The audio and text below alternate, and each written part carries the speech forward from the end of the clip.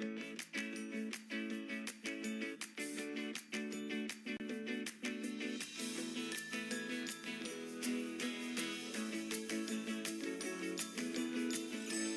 Dr. Sarah Ballantyne, and this is the Autoimmune Protocol Lecture Series, Week 5, Lecture 3, Stress and the Immune System.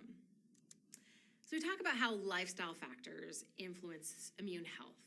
We're really talking about the way that sleep and stress and activity can directly influence the immune system, but can also influence gut health and other hormone systems that can then themselves feed into the immune system. So for this lecture, I really want to hone in on the effects of stress, and in particular, chronic stress. If you take a broad picture view of the relationship that stress has with health, we can see that chronic stress increases the risks and likelihood of a variety of chronic health problems. So for example, we see increased issues with mood, irritability, depression. Think about how you feel when you might use the term stressed out to describe your current situation. We're typically perseverating. We're having these sort of negative, repetitive thoughts. We're overly focusing on something negative, maybe having something like panic attacks. These are all symptoms that go along with chronic stress. We also see physiological symptoms. So, for example, when you're really stressed out, that impacts digestion. You might have stomach aches or reflux or nausea. You might have skin conditions that might be cropping up with chronic stress, maybe acne or eczema or psoriasis. Stress can impact the cardiovascular system. It can cause increased blood pressure, increased risk of heart attack, rapid heart rate. We see a relationship between stress and joint health, more aches and pains, joint inflammation, and of course, the reason why we're talking about stress is because there's a direct link between stress and immune function. Let's take a step back and talk about what is actually activating in our bodies physiologically when we're stressed. I've mentioned the words HPA axis a little bit. Let's dive into that in detail. HPA stands for hypothalamic pituitary adrenal axis, and this is the communication between the hypothalamus region of the brain, the pituitary gland, which is a really important endocrine organ in the brain, and the adrenal glands, which are little tiny sort of triangular-shaped glands that sit right on top of our kidneys. When we perceive a stressful event, historically this might be being chased by a lion or falling off the edge of a cliff. When our brain perceives danger, the hypothalamus sends a hormonal signal to the pituitary gland. This hormonal signal is called corticotropin-releasing hormone, or CRH. When the pituitary gland gets the CRH signal from the hypothalamus that there's some stressful event, some reason for us to undergo fight or flight, the pituitary gland secretes another hormone called adrenocorticotropic hormone, and this gets released into the blood and signals to the adrenal glands that the adrenal glands need to secrete all of the hormones that they secrete. So that includes cortisol, which is going to dominate our discussion today, but also other hormones like adrenaline. And these are all of the hormones that mediate the fight or flight response. So they mediate this shift in physiological priorities that are important for immediate survival. So if you think about that acute stress situation, we're hanging off the edge of a cliff by one arm onto a root, or that lion has chased us up a tree. When you think about those acute stressful situations, there's certain biological priorities that are just not that important right now. Those include digestion or reproductive functions. Instead, what's much more important is blood flow to the brain so that we can make really fast decisions, blood flow to the muscles so that we can run really quickly, so that we can pull ourselves up and back over the edge of the cliff to safety. Now, this axis is called an axis because there's crosstalk back. So cortisol signals back to the pituitary gland and to the hypothalamus to say, we got the message that it's fight or flight time and we're on it. And that's really important because as we start to talk about some of the ways that chronic stress impacts HPA axis function, a lot of that has to do with a breakdown in that negative feedback loop. kind of analogous again to how chronically elevated insulin levels can eventually cause cells to not respond to insulin as much, and that's when you end up with insulin resistance, which is the precursor to diabetes. So chronic stress is different than acute stress. So acute stress is that lion chasing you, but at the end of that acutely stressful event, you're either safe and there's no reason for your body to continue producing these hormones, or you're dead and there's still no reason for your body to keep producing these hormones. Chronic stress is different. It tends not to be necessarily as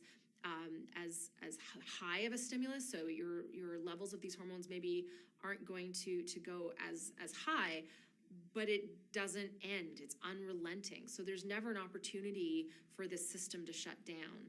And when that happens, when we're under chronic stress, which really, frankly, most of us are in Western societies, this causes increased inflammation. It can affect different T cell subsets. It's situation dependent. It reduces sleep quality. So then you have all of the downstream effects on the immune system that are caused by poor sleep. And it causes a leaky gut and gut dysbiosis. So let's talk about this in even more detail. So this fight or flight response that is supposed to improve our immediate survival. Digestive system and reproductive system are not the only systems that are suppressed by the activation of the HPA axis or the activation of fight or flight. The immune system is also not important and at that moment. Interestingly, cortisol will cause a little bit more inflammatory cells to go to the skin. So for example, if the lion scratches us, we want to be able to clot that wound quickly. But other than that, healing, an old wound, not that important for immediate survival in that situation. We also decrease collagen formation. That impacts all connective tissues, but as well, it also impacts bone health. We don't bring as much amino acids into our muscles, so muscle repair is not a priority. Protein synthesis in general is not a priority. And so all of these systems, in acute stress, sort of ignoring their needs is not really a big deal. But the problem is when stress becomes chronic and you're chronically suppressing reproductive functions, you're chronically suppressing digestive functions or immune functions, that has long-lasting and very concerning long-term effects that can ultimately undermine our health in really important ways.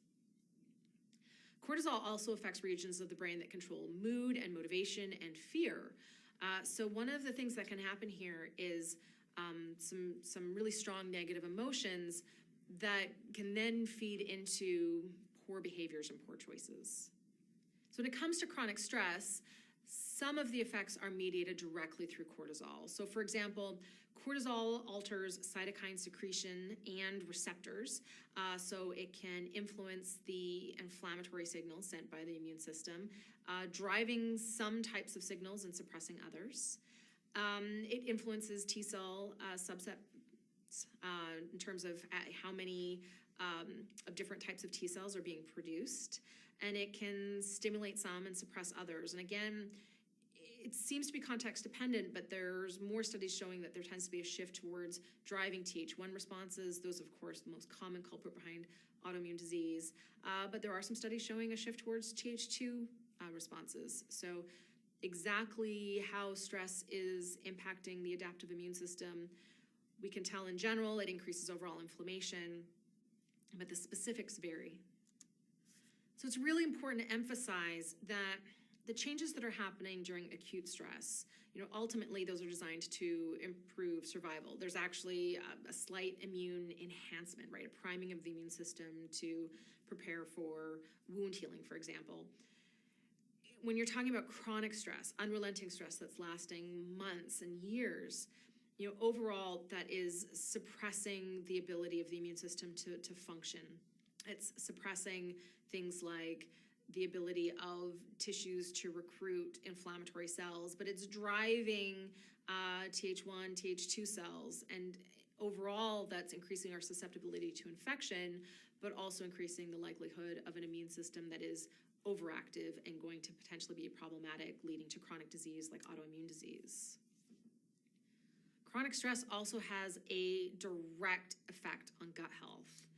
So as much as we've talked about how food can impact the health of the gut, it is certainly not the only factor, and stress may actually be an even more important and insidious influencer of what our gut barrier is doing, what our gut bacteria are doing, than necessarily anything to do with our diet. So specifically, we know that chronic stress increases intestinal permeability. It decreases gut motility, so it decreases our ability to control how quickly food is moving through the digestive tract.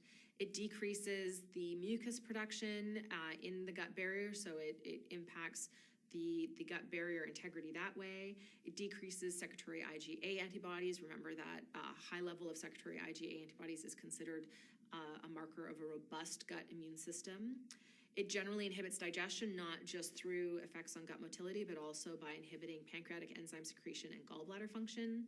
It decreases intestinal blood flow because blood flow is being redirected towards muscles and brain, and that can cause damage to the gut tissues by depriving them of nutrients and oxygen. And it alters the gut microbial community.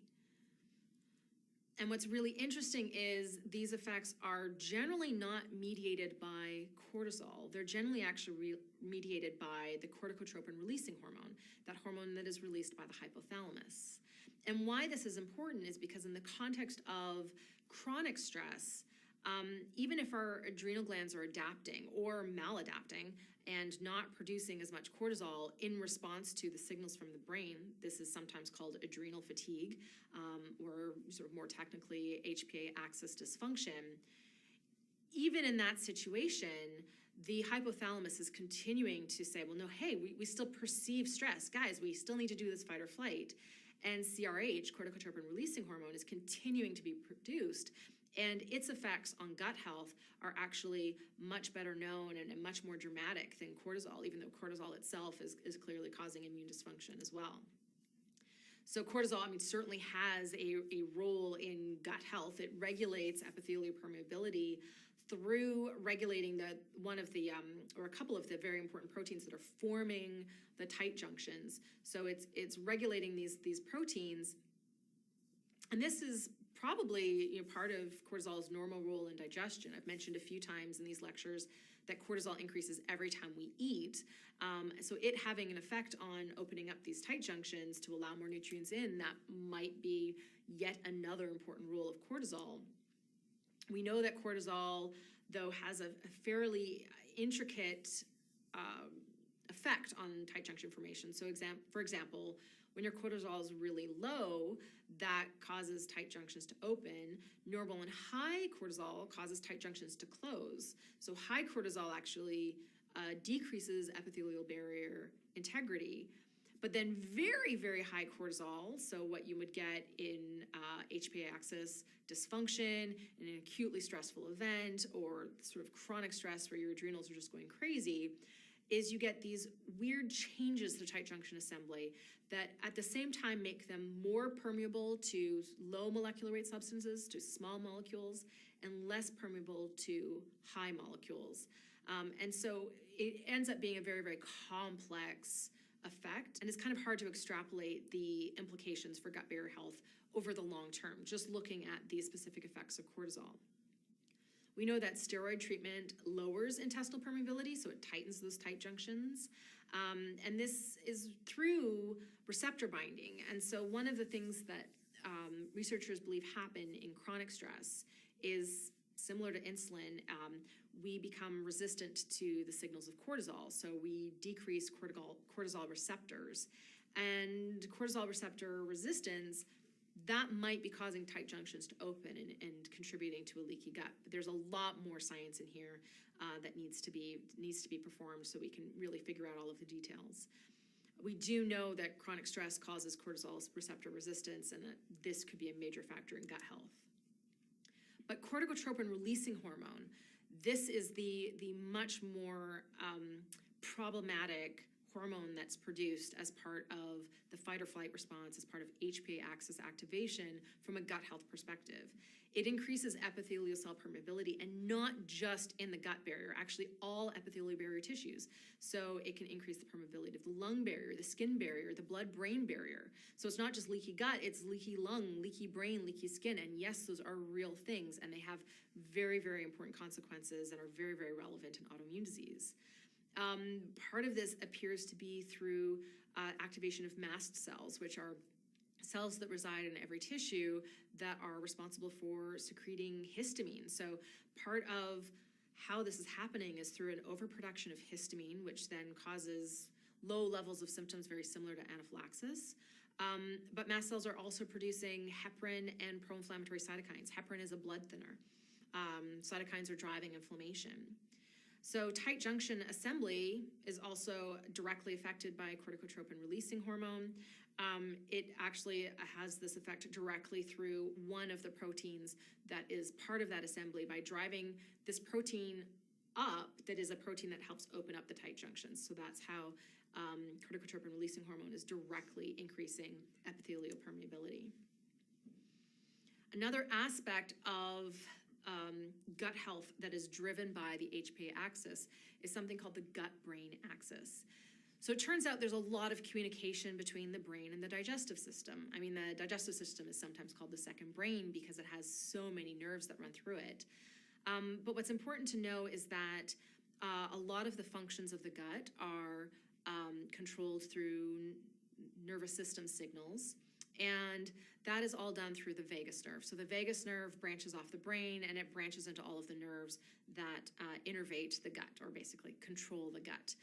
And when we are experiencing strong negative emotions, and remember that cortisol can cause us to feel more negative emotions, that decreases vagus nerve activity, which then decreases the signals to the gut and can slow digestion and generally create a situation that is very permissive for gut dysbiosis. It's very permissive for overgrowth when we slow digestion and all of the problems that overfeeding certain types of bacteria in the gut can cause. Now, what's really fascinating is we've talked a few times about gut bacteria producing neurotransmitters. So a healthy gut microbial community actually produces neurotransmitters that can help regulate mental health. So it can actually boost our mood.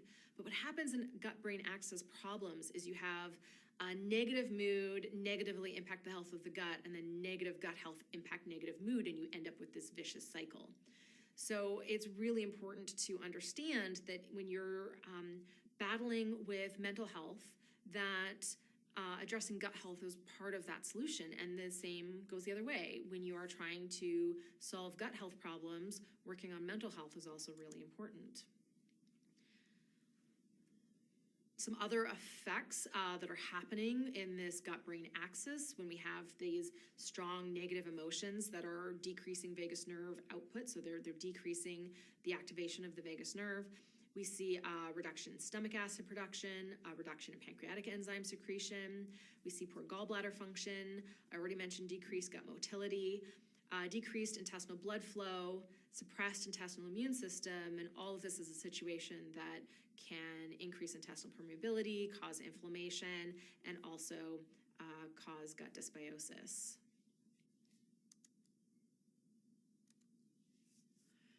So chronic stress is a major stimulator of the immune system, both directly through impacts on immune health from cortisol, but also indirectly through the impacts on gut health, not just from cortisol, but also from corticotropin-releasing hormone. So as we're looking to manage stress, it helps a little bit to define it. So let's define a stressor, right? So this is something that is causing stress. It is any chemical or biological agent, environmental condition, external stimulus, or event that activates the HPA axis and causes the release of stress hormones. We can categorize stressors in a variety of ways. So they can be physical stressors. That might be illness or an injury. It could be a vigorous workout. So a really hard training session at the gym is a physical stressor. It could be being sedentary, sitting for prolonged periods of time. Not getting enough sleep is a physical stressor. Extreme environmental temperatures is a physical stressor. It could be sensory, so loud noises, too bright lights, being stuck in a really dense crowd.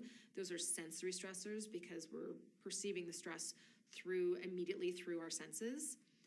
It could be a chemical stressor. For example, drugs, tobacco, alcohol, allergens would be a chemical stressor. Or it could be psychological. This is what most of us associate with stressors, right? Deadlines, traffic, bills, societal and family demands. Those things are psychologically stressful. And when it comes to managing stress, we need to be thinking about all of those different sources of stress. So we need to be thinking about how sitting for a prolonged period of time at a desk job is a physical stressor. So the job isn't just stressful because of the deadline and the crazy drama at the office. It's also stressful because we're sitting for a prolonged period of time and we've got a long commute and we have to wake up to an alarm and we have to work in the evening to meet our deadlines, right? That is this confluence of different ways that a work environment can be stressful. Maybe the lighting is not good lighting. Maybe there's construction across the road and we're listening to loud, annoying noise all day. Those are all different ways that a bad work environment can be stressing out our body, and it hits multiple different types of stressors. So regulating stress becomes similar to, for example, balancing omega-3s and omega-6s. We address that problem from both sides. We're going to do that with stress as well. So regulating stress, certainly we want to reduce the stressors in our lives as much as we can. Acknowledging that we live in a modern society that's just full of stressors at every turn. So reducing stressors, we can do that by basically reevaluating our goals and priorities, making sure that we're not committing to things that we really don't need to. We can say no to things, especially optional activities that would drain us more than benefit us. We can ask for help. I know that can be a hard one, but asking for help from spouse, friends, other family, coworkers, other people in our social network, whatever actual practical help they can provide can be very, very helpful. We can limit the presence of negative, stressful people who are undermining us in our lives. Making more time for sleep has a huge benefit in terms of improving our responses to stress, but also it is reducing a stressor by itself because being fatigued is a stressor. And we can look at reducing physical and mental stress at work. Even if we can't necessarily change our jobs, we can integrate some activities throughout our day that can help keep our stress contained by, say, taking time to stretch or breathe deeply during the day, maybe discussing more flexible work schedules with our boss, leaving work at work. So when you come home, you're home. When you're at work, you're at work. So really separating those two aspects of our lives, and finding ways to get up and move throughout the day. So wherever we can add movement throughout the day, we can remove that physical stressor that a work environment can be. So that's reducing stress. The other thing that we can do to manage stress is improve our resilience to stress. So resilience is defined as the ability to adapt in the face of adversity. And because we can never actually completely eliminate stress from our lives, actively making choices that help improve our body's abilities to handle the stress that we are exposed to is very, very important. So this doesn't mean that stress doesn't affect us, but it rather means that we can handle it without the wheels falling off the cart. So our responses to being stuck in traffic when we're late for a meeting are more proportional to actually how important that event is, which is actually really, in the grand scheme of things, not very. Now, there are certain psychological characteristics of resilience. We've already sort of touched on hope and optimism. There's some other really important skills that we see in people who are highly resilient. Active coping skills, strong social skills, confidence, humor, positive thinking, altruism, and generosity. We see these personality traits all the time, but becoming resilient to stress is not just about becoming a more positive, happy-go-lucky person. It's really about adding activities in our lives that will help our bodies react to stress in a more measured way. And there's some activities that have been very, very well studied in the scientific literature to improve our resilience to stress. Sleep is clearly the top of the list. So we know that getting enough sleep is the best thing we can do to improve our stress responses. And working on stress is going to help improve our sleep. So working on those two things together is very, very helpful. Mindfulness practice or meditation has been actually very thoroughly studied in the medical literature to benefit our stress responses and actually improve our health in a variety of ways. But probably the mechanism behind that is HPA axis regulation. So that doesn't have to be, sitting and saying Om for an hour. There's a variety of ways to do mindfulness practice. You can sit and breathe for 10 minutes and just focus on your breath. You can do a guided meditation. There's many different apps that provide guided meditations for free that can be excellent sort of introductions to this idea of meditation. Other things that are really important for regulating stress responses, reducing caffeine, especially coffee, making time for fun, laughter, smiling. These are things that are beneficial for our stress axes. They help reduce our stress. And even if you don't mean it, a smile can help calm the HPA axis. So even if you force your facial muscles into a smile, it's obviously not as good as a real genuine smile. That's not as good as a real genuine laugh, but it actually, there's scientific studies to show that there's health improvements that we can have just through the act of a forced smile can actually benefit us. Activity can be very, very helpful for improving our resilience, especially that sort of constant general movement throughout the day. Light activity, walking, playing in the backyard with the kids, or taking the dog to the park and throwing a frisbee, doing a yoga class. I'm going to talk about nature in an upcoming lecture because there's quite a lot of nuance there, but generally spending time in nature reduces stress responses, and connecting with others. I'm going to talk about connection as well in an upcoming lecture, but nurturing human connection is also a very good way of improving our resilience to stress. So because the science is so convincing that mindfulness is a tremendously beneficial practice for helping improve our resilience to stress, I want to introduce you to some of the easiest sort of entry-level breathing techniques for doing this. And by all means, if you are a seasoned meditator, this is going to seem very simplistic. But mindfulness is really about being aware of what's going on inside your body, what you're feeling, mentally and physically, and accepting it. And so part of mindfulness meditation practice is acknowledging those feelings without worrying about them, without trying to solve them. A lot of mindfulness guided meditations will have you acknowledge thoughts that come to your head and then actively let them go. And there might be visualization exercises associated with that. I think that one of the simplest ways to enter mindfulness is to do a breathing technique where you're really just focusing on your breath and you're doing something with your breath that's not quite natural, so it requires your focus. So you do this by either lying down, you can have a pillow under your knees, or you can sit in a comfortable position. And the easiest technique, I think, is called equal breathing. And so that's really equalizing the length of time that you inhale and exhale. So you'd simply sit in a relaxed position. You can play some meditation music in the background, close your eyes, and simply count to 4 as you inhale and count to 4 as you exhale. As you sit and do this a little bit longer, you can start counting more slowly, or start counting to 6 or 8 so that you're drawing out your breaths longer and longer. And while you sit there and you're really focused on just your breath, you're trying to let your brain empty. So you're giving your brain a bit of a break from all of the things that you worry about all day. So as thoughts come to you, just let them go. Just say, yes, I know when I'm done this, I'm going to have to do the dishes, but I'm not going to worry about that right now.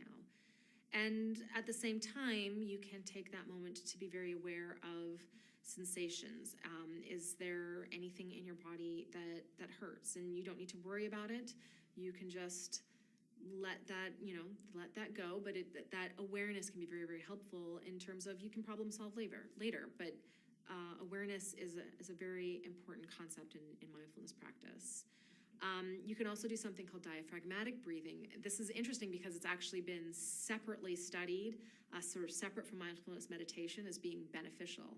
And in this case, you would put one hand on your chest and one hand on your abdomen, and you're trying to breathe. Instead of using your chest muscles to breathe, you're trying to use your diaphragm. So you would try to control your breathing. I find this easier to do lying down by literally extending your stomach muscles out so that your diaphragm drops, and that allows your lungs to expand, and then sucking your abdominal muscles in, that pushes your diaphragm up and forces the air out of your lungs. It's really interesting. As you practice, it makes more sense. So you want your hand on your chest to stay still, and you want to feel the hand on your abdomen to go up and down as you're doing this breathing technique. But there's actually some really compelling scientific studies to show that diaphragmatic breathing can benefit our health beyond mindfulness practice. So that's another interesting one to play with. And of course, there's wonderful places you can go from here. There's wonderful guided meditations. There's other breathing techniques. There's other exercises for more awareness of your body, for setting intentions throughout the day. You know, these sound like very crunchy granola concepts, but the scientific studies that have been done on them have been done very rigorously and are very, very compelling.